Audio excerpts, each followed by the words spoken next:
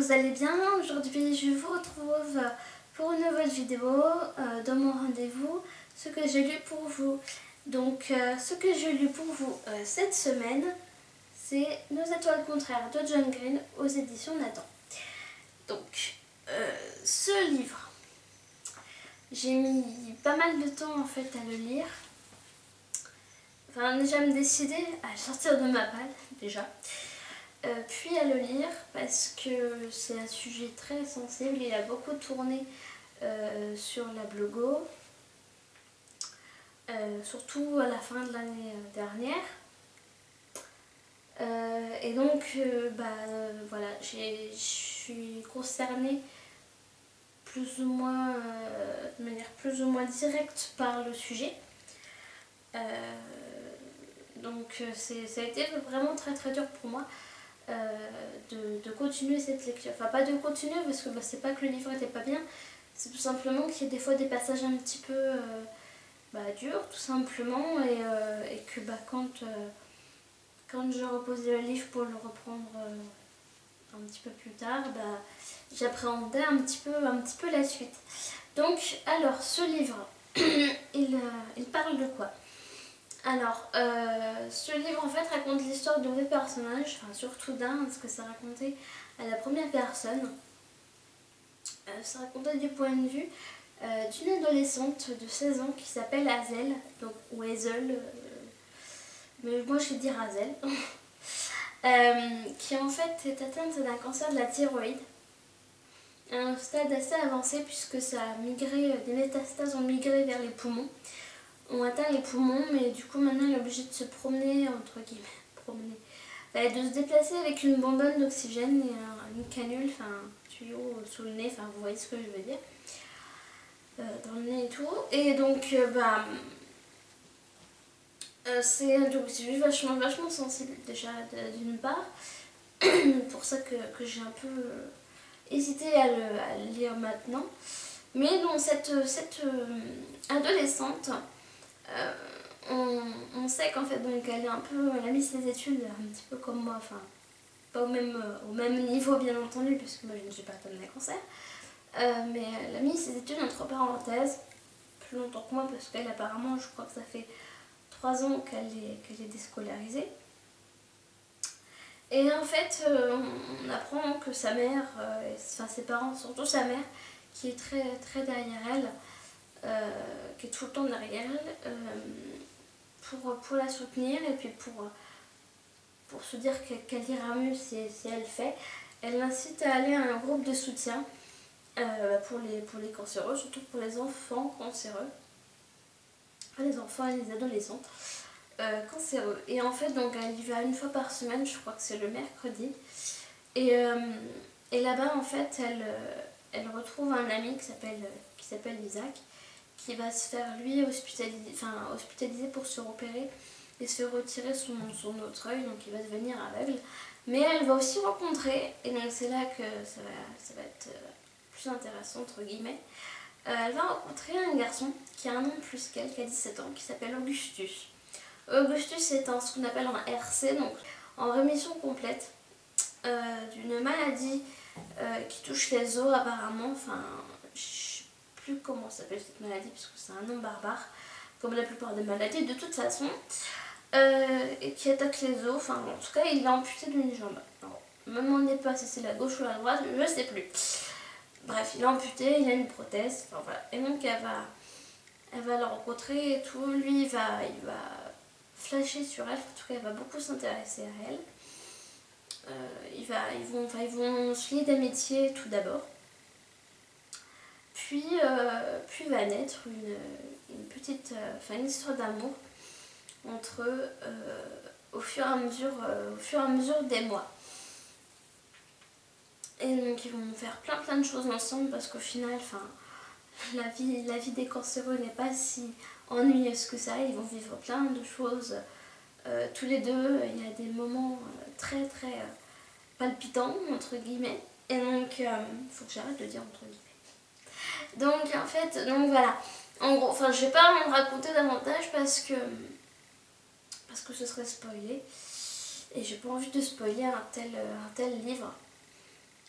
Donc voilà, effectivement donc ça a été très dur pour moi de lire ce livre, mais j'ai pas du tout regretté parce que franchement avec ce livre je suis passée du rire aux larmes. On peut passer du rire aux larmes, enfin moi en tout cas personnellement qui est très émotive, très sensible, je suis passée du rire aux larmes en l'espace de 5 minutes, c'est incroyable. Ce livre c'est voilà, ça raconte l'histoire de deux personnes qui ne se laissent pas abattre. Comme disait Augustus à Hazel, tu n'es pas ton cancer, tu ne te définis pas, tu dis pas bonjour, je m'appelle Hazel, j'ai le cancer, tu n'es pas que cette personne-là, tu n'es pas que ton cancer, tu n'es pas, enfin tu es autre chose que ça, tu es une adolescente avec des espérances, des espoirs, des envies, enfin voilà. Faut pas se définir par son cancer ou autre chose, on est avant tout des êtres humains et c'est ça que raconte ce livre. L'histoire de deux adolescents qui malgré tout disent, excusez-moi d'être vulgaire, mais disent merde au cancer et voilà, donc de toute façon je vais être émue, ça va être une catastrophe. Bref, voilà, j'en perds mes mots tellement c'est émouvant. Parce qu'il y a des passages très intéressants, très importants, enfin moi en tout cas qui me paraissent importants. Hazel est fan d'un auteur qui a écrit un livre en fait et qui justement parle d'une fille qui a atteint d'un cancer. Et ce livre a une fin vraiment presque inachevée, ça se termine en plein milieu d'une phrase. Et ça va la frustrer, elle veut savoir la suite et Augustus va vouloir l'aider à savoir la suite. Enfin, il va se passer vraiment plein de choses. Et donc voilà, ce livre franchement c'est... Bon après je le déconseille aux plus sensibles d'entre vous. Mais franchement c'est pas un livre, enfin je l'ai lu, j'ai eu une appréhension de le lire. Mais franchement, je regrette parce que d'avoir eu cette appréhension, parce qu'au final, il est magnifique. Enfin, ce livre, c'est... Voilà, ça nous met une grosse claque, un gros coup de poing, tout simplement. On voit la vie autrement, on voit le cancer autrement. C'est avant tout un combat et voilà, enfin... excusez-moi, j'ai plus de mots, mais tout simplement, voilà. C'est un livre très touchant, très poignant, très empreint de vérité et ça nous montre qu'il faut arrêter de ressentir de la pitié face à des personnes comme ça, malades, atteintes d'un cancer, etc. Moi je sais que, bon c'est pas du tout la même chose ni le même contexte, mais je sais que de par mon handicap, j'ai dû faire face à plein de personnes qui m'ont dit que j'étais courageuse. Bah, j'ai envie de dire, tout comme elles, bah, j'ai pas le choix, hein. Voilà. Donc là je suis plus en cours depuis plusieurs mois de par ma situation, mais voilà, j'avance et voilà. Là c'est en ce moment le blog et tout qui me font avancer et vous donc qui me font m'évader, etc. Donc voilà, ce livre franchement lisez-le parce que j'ai plus d'arguments parce que j'en ai trop dit et pas assez en même temps. Il n'y a pas de mots, je comprends pas les gens qui n'ont pas aimé. Enfin, oui et non. Je les comprends dans un sens parce que peut-être qu'ils se disent que c'est trop jeunesse ou trop triste, que c'est une vision trop triste du cancer, etc. Moi, tout au contraire, moi je trouve que ces personnages, pour leur âge, sont vachement mûrs. Vraiment très mûrs, plus adultes que ce qu'ils sont en réalité, hein. Ils n'ont que 16 et 17 ans.